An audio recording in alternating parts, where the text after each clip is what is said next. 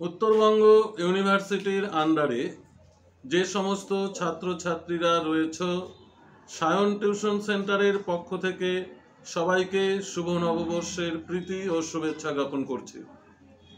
এরই সঙ্গে জানাচ্ছি যে বিভিন্ন কলেজে ইন্টারনাল এক্সাম হয়ে গেছে এবং কিছু কলেজে ইন্টারনাল এক্সাম শুরু হবে। যারা এখনও কোনো সেন্টারে অ্যাডমিশন হওনি, নোটসপত্র সংগ্রহ করোনি, তাদের উদ্দেশ্যে বলছি, আমাদের সেন্টার থেকে খুব স্বল্প মূল্যের বিনিময়ে পুরো নোটস, সাজেশান সমস্ত কিছু প্রোভাইড করা হয়। যারা নিতে ইচ্ছুক আমাদের যে কন্ট্যাক্ট নম্বর রয়েছে সেখানে যোগাযোগ করে আমাদের সেন্টার থেকে নোট কালেক্ট করতে পারো, প্রয়োজন হলে অফলাইনে ক্লাস করতে পারো। আমরা বিভিন্ন বিষয় ইউটিউবের মাধ্যমে, ফেসবুকের লিঙ্কের মাধ্যমে বিষয়গুলো বোঝানো হচ্ছে। বিভিন্ন বিষয় আমরা উপস্থাপন করেছি বিভিন্ন ইউটিউব আমাদের যে চ্যানেল রয়েছে সেখানে। আজকে 4th সেমিস্টার মেজর বাংলার একটি গুরুত্বপূর্ণ টপিক নিয়ে আলোচনা করব। 6th পেপারের যে রঙ্গালয়গুলো রয়েছে, রঙ্গমঞ্চের ইতিহাস যে টপিকটি রয়েছে, এই রঙ্গমঞ্চের ইতিহাস টপিকের একটি গুরুত্বপূর্ণ বিষয় লেবেদফের বেঙ্গলি থিয়েটার সম্পর্কে আলোচনা করো। লেবেদফ অত্যন্ত গুরুত্বপূর্ণ 6th পেপারের জন্য, 4th সেমিস্টারের 6th পেপারের জন্য। এই লেবেদফের বেঙ্গলি থিয়েটার সম্পর্কে আলোচনা করো। লেবেদফ ছিলেন একজন রুশ দেশীয় জ্ঞান তাপস। ভারতীয় ভাষা, দর্শন, পুরাণ, জ্যোতিষ, বিজ্ঞান প্রভৃতি শিক্ষার জন্যই মূলত ভারতবর্ষে এসেছিলেন। 1785 খ্রিস্টাব্দে চেন্নাইতে এসে অল্প দিনের জন্য তামিল ভাষা শিখেছিলেন।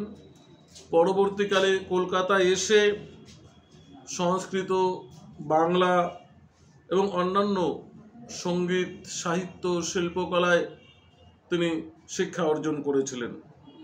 লেবেদফ একজন ভালো সঙ্গীতজ্ঞও ছিলেন।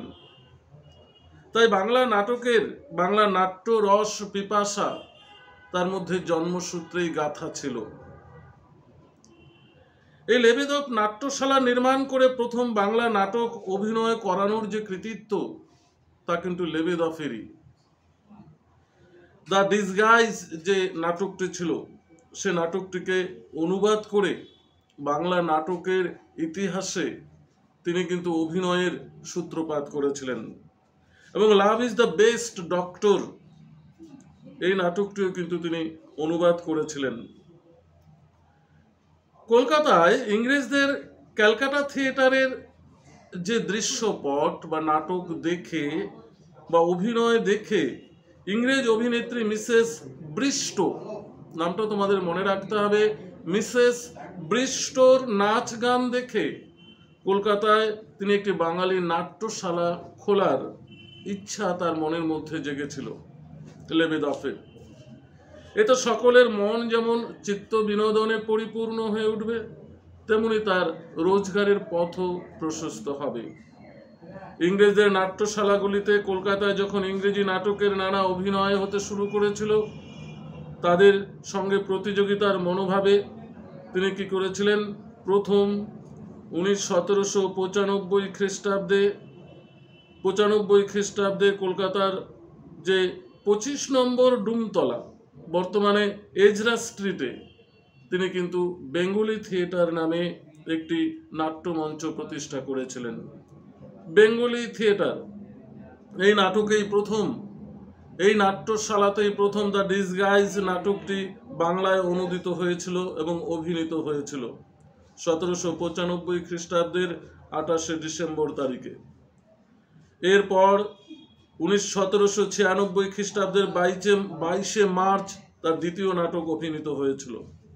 একের পর এক দর্শকদের চাহিদা, রুচি মেটাতে গিয়ে তিনি একাধিক নাটকের অভিনয় করেছিলেন। লেবেদফের নৃত্য সঙ্গী ছিলেন গোলকনাথ দাস। লেবেদফের সর্বদাই নৃত্যসঙ্গী ছিলেন গোলকনাথ দাস। তারই সহযোগিতায় তিনি নাটকে মহিলা চরিত্রে বাঙালি অভিনেত্রী নিয়োগে সচেষ্ট হয়েছিলেন। সাহেবী থিয়েটারে শ্রীমতী বিষ্টর আবির্ভাবের পূর্বে পুরুষরাই নারী চরিত্রের চাহিদা মেটাতেন। গোলকনাথ দাস শুধু বাঙালি অভিনেতা বা অভিনেত্রী সংগ্রহ করে দেননি, তার সঙ্গে অভিনয় শিক্ষাও কিন্তু দিয়েছিলেন।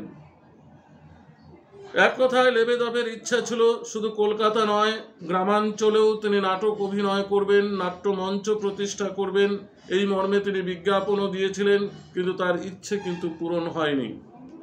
তার অভিনয়ের জনপ্রিয়তা ইংরেজি থিয়েটারের কর্তৃপক্ষকে খুশি করতে পারেনি। এমনকি তার নাট্য থিয়েটারকে ধ্বংস করার জন্য তারই কিছু অনুগত লোক সেখানে প্রবেশ করে তার নাট্য থিয়েটারকে ধ্বংস করে দিতে চেয়েছিল। এই তারই চক্রান্তে লেবেদফ কি করে, লেবেদফ হচ্ছে মানসিকভাবে তিনি ক্ষতবিক্ষত হয়। তারপর নাট্য থিয়েটারের যাবতীয় সরঞ্জাম বিক্রি করে তিনি কিন্তু লন্ডন দেশে প্রত্যাবর্তন করেন। এ ছিল বেঙ্গলি থিয়েটার এবং লেবেদফের যে নাট্যাভিনয়ের যে সূচনা, তার পর্ব, সংক্ষিপ্ত ইতিহাস। এবার আমরা জানব যে লেবেদফের বেঙ্গলি থিয়েটারের বা লেবেদফের অবদান কী ছিল।